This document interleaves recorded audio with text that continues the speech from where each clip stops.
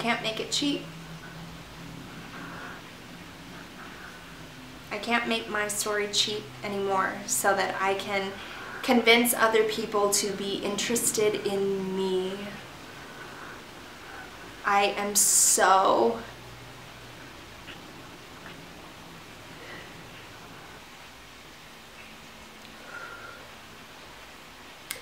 done trying to convince people to be interested in me.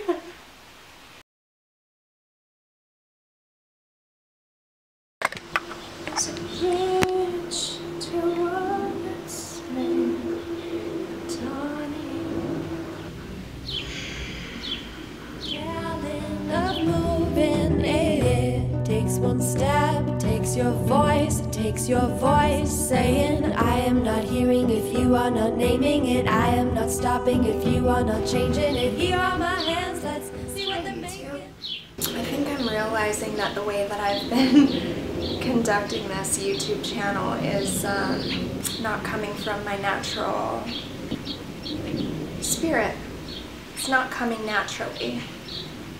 I'm trying really hard to make something that is received well, something that is accepted, something that is popular. And I'm realizing that I'm barricading myself, just like I kind of always have in my life. And I want to share a little bit about that today.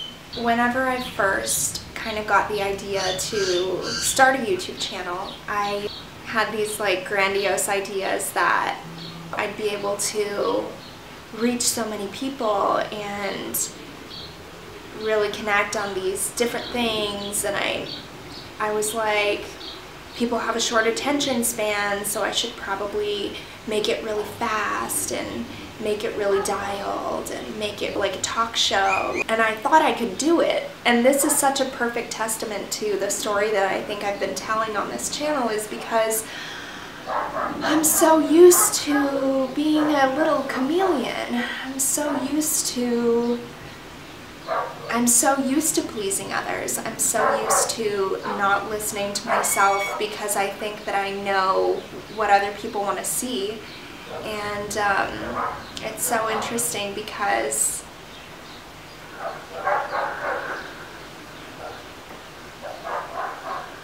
this morning I kind of woke up and the first thought I thought was like, why do I want to be making a channel of people who have a short attention span, so I know that I have to please them in a short amount of time? And that's totally where my mind has been at. It's another one of those places in my life where I'm compromising who I am so that I'm accepted by other people. If you don't know a lot about my story, I'm going to link another video down below. But lately I'm so thankful because I've been coming across so many different YouTubers that have their own little scene, and I'm so excited to really just expand on things that really matter to me. Talk to you about what I really think about and where I really come from. As time goes on, what I find myself thinking so much is, how original is my story? How many people really grow up feeling like they don't have an identity or that they aren't accepted for exactly who they are? How many of you dealt with that? I've had so many conversations with my fiance because he's so grounded in who he is, and he's always just been like, living life. Here I am, here's what I like. He like never thought about stuff like this, like being accepted, or you know, he just was. He just was himself. And I come from such a different background, genuinely. From the youngest age, I was thinking about acceptance.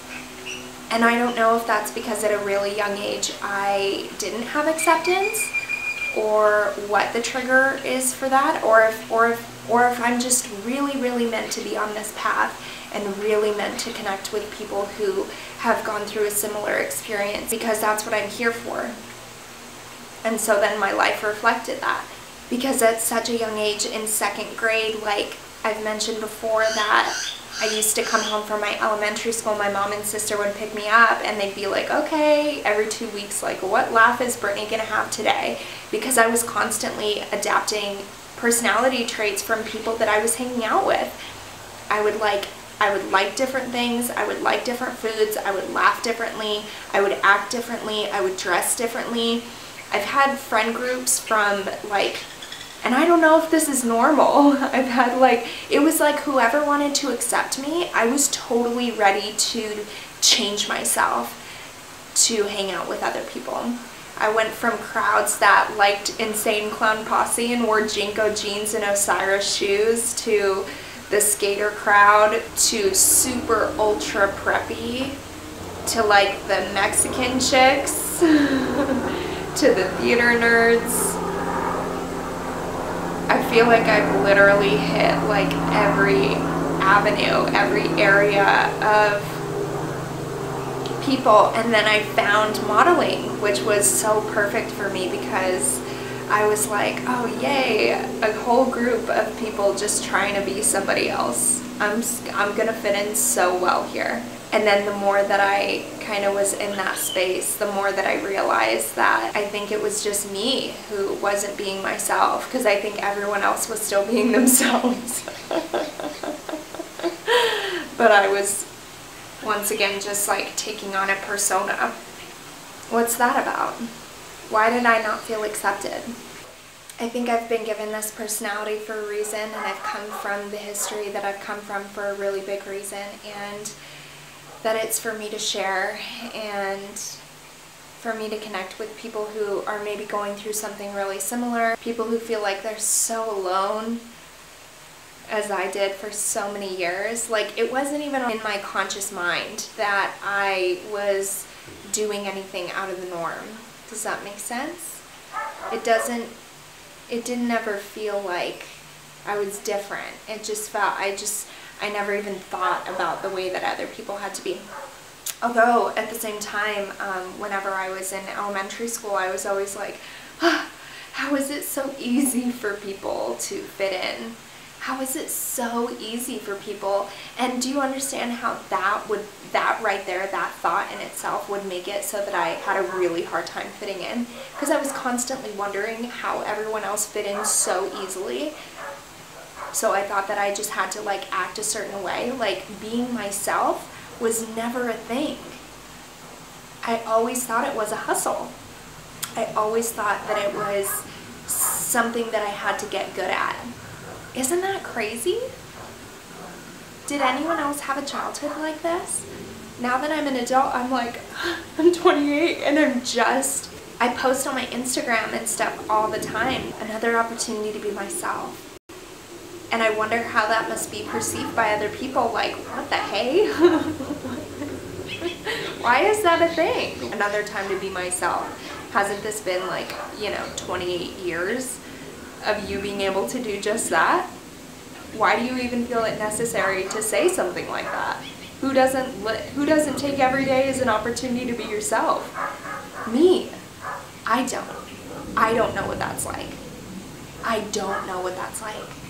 Only in the past 2 years did I even start to understand that I've been faking my way through literally my entire life.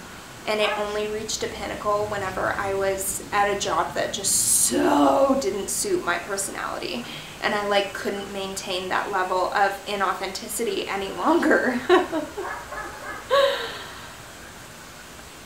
I didn't know that I wasn't being myself. I didn't know that I was different from other people. I thought that everyone had to do the hustle. It's just so funny. From a really young age, like when YouTube first got started, I remember I've literally always been obsessed with absorbing people's stories, whether I'm just listening to what their life story is or if I'm watching a documentary on somebody's life, because I lived for soaking up people's stories, listening to how people's like internal processes are, how they think. I think because my whole childhood was consumed by how I thought of the world and how I thought of new ways to make friends or new friend groups to try out or where I felt like I would fit in for real. And I think this is really funny because as an adult, I've kind of told like my sister some of this stuff, and she works with some people that I went to high school with, and she'll mention stuff like this, like, oh, Brittany got severely bullied, oh, Brittany, you know, is feeling like she wasn't really being herself in high school or whatever, and these people are like, oh, she was so popular, I totally looked up to her, which is so funny to hear because from my perspective, I was just trying so hard that, yeah, maybe other people have other perspectives of me and that people didn't know that this was going on with me, but it just goes to show how differently we can perceive other people's lives. We can think that someone is so cool, but they might be going through hell, you know? I think it's funny now because there are people that I've gone to high school with that are in the same line of work that I feel like I'm being called towards speaking to people and just really communicating authentically and talking about spiritual development. And it takes every ounce of courage inside of me to muster vulnerably sharing the stories with them, how I used to look up to them, and just for them to be like, oh, that's so cool, when I'm like, you don't understand. This is deep.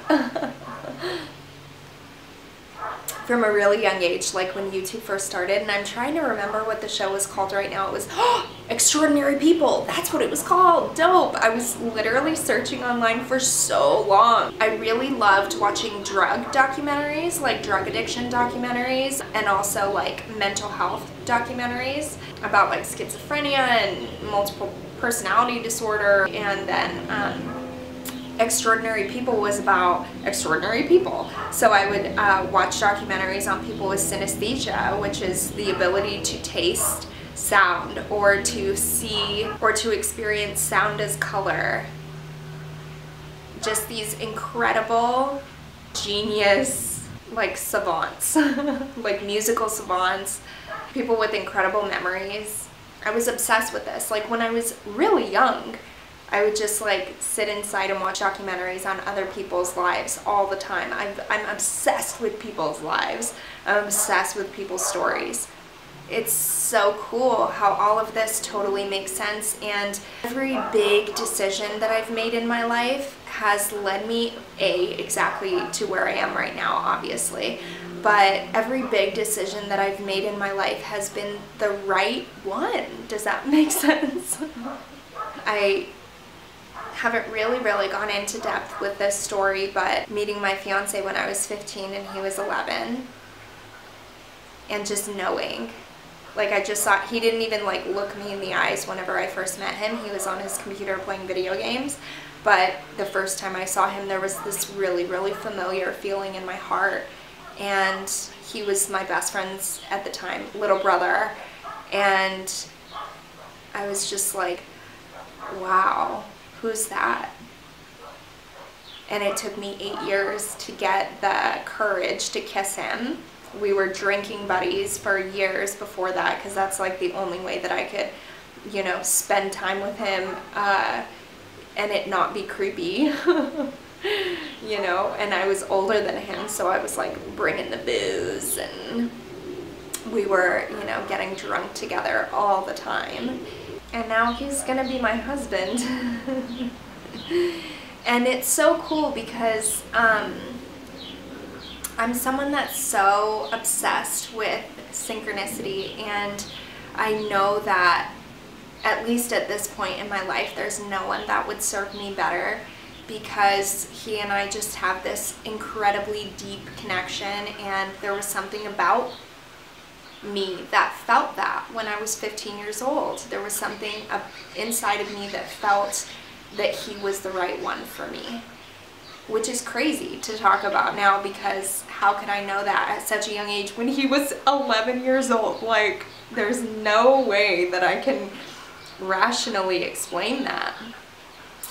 But these types of feelings have led me, and now I know that this was my intuition, and that my intuition is strong, and that we all have intuition, and that we can all strengthen our intuition.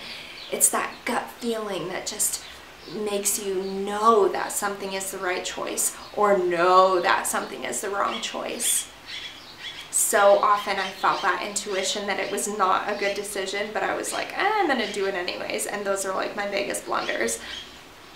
You know, I got my DUI, and that was supposed to be a little wake-up call for me. And I should have probably stopped drinking, but I didn't, and it was good that I didn't.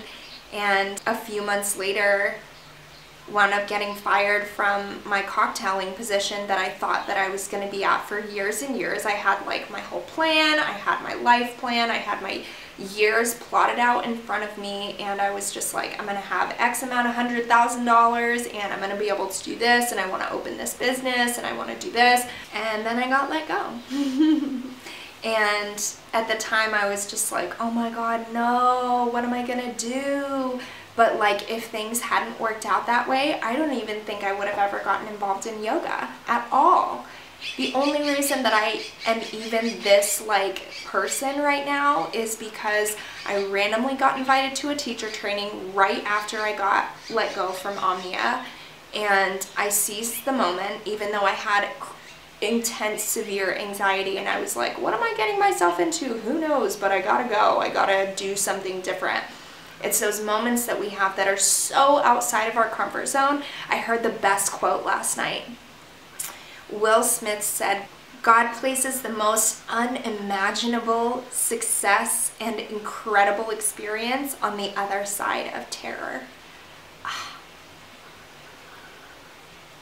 We can never experience the greatest, most incredible change in our life if we aren't willing to take the first step, and the first step is always the hardest.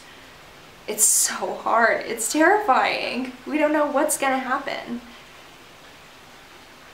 God places the most incredible things that we could never imagine for ourselves. And even if we tried to envision it for ourselves, it would wind up being so much better than we could ever imagine, just on the other side of terror. If we are able to believe in ourselves so much that we're able to take that first step, we will be rewarded. If we envision a greater, happier, more truthful life for ourselves, we will be supported, because that's what we're here. We're here to connect. We're here to be with each other. We're here to rise up. We're here to live. We're here to be. We're here to experience. We're here to learn. People like to get so emotional about stuff like this and be like, don't you tell me the way to live my life. So emotional.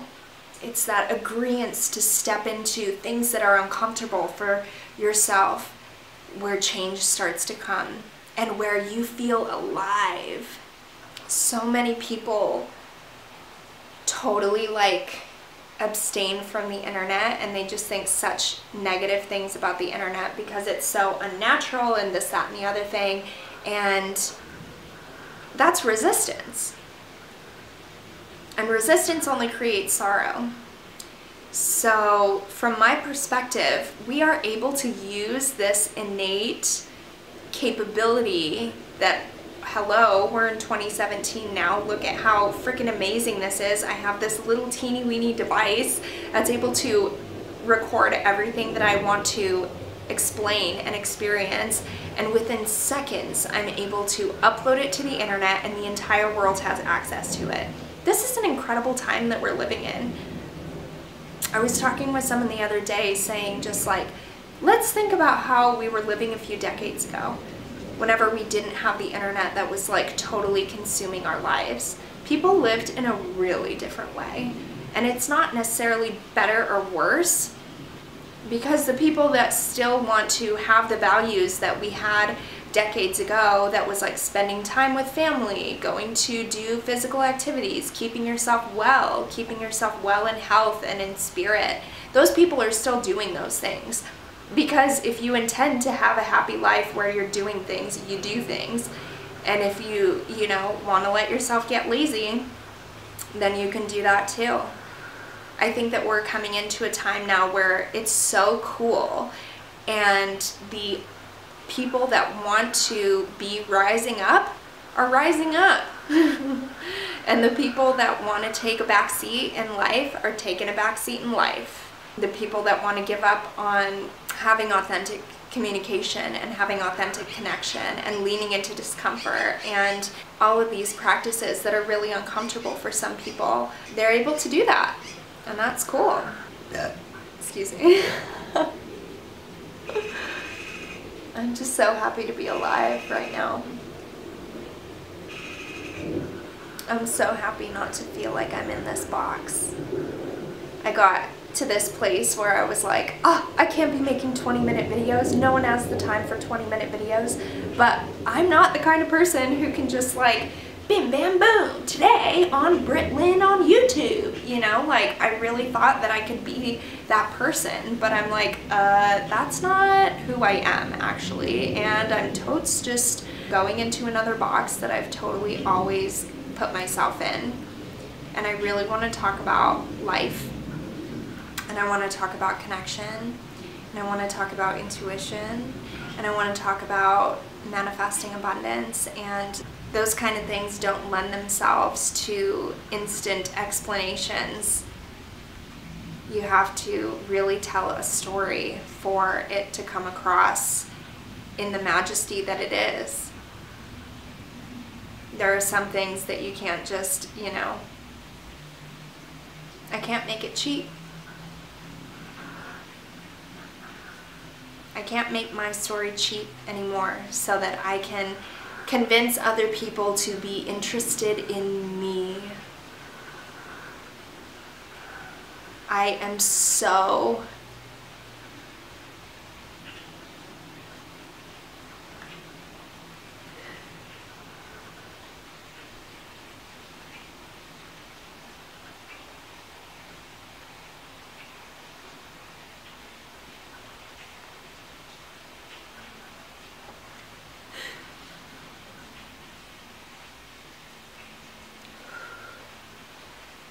I'm so done trying to convince people to be interested in me.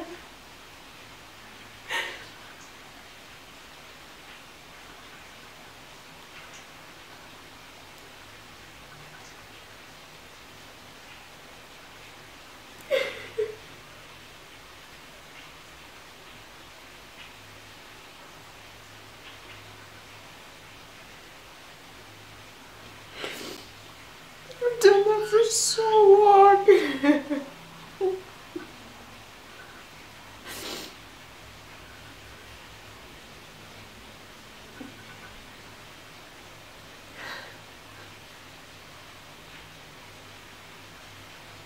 And this feels so good. I like can't smile bigger.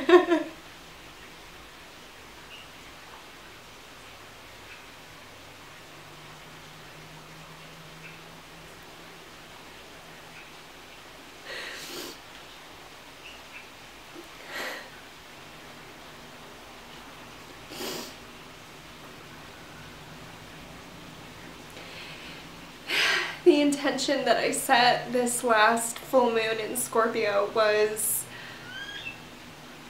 I'm gonna go get it.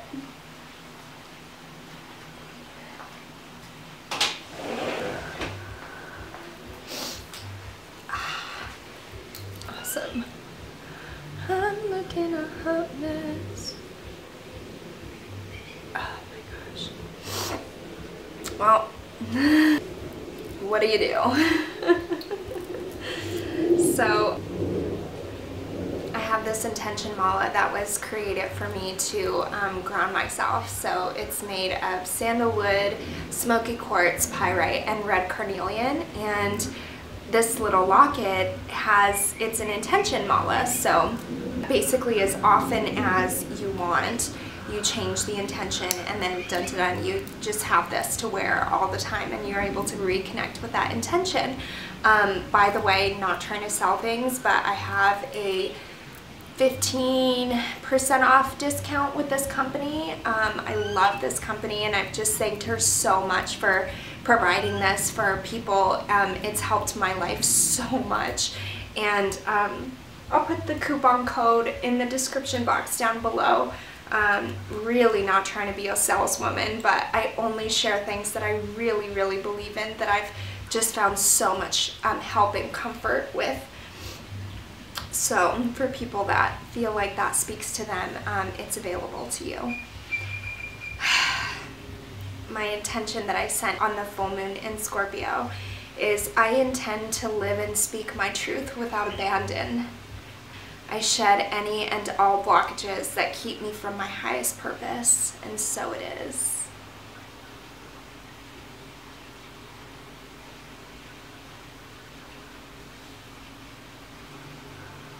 A voice is a song if you use it.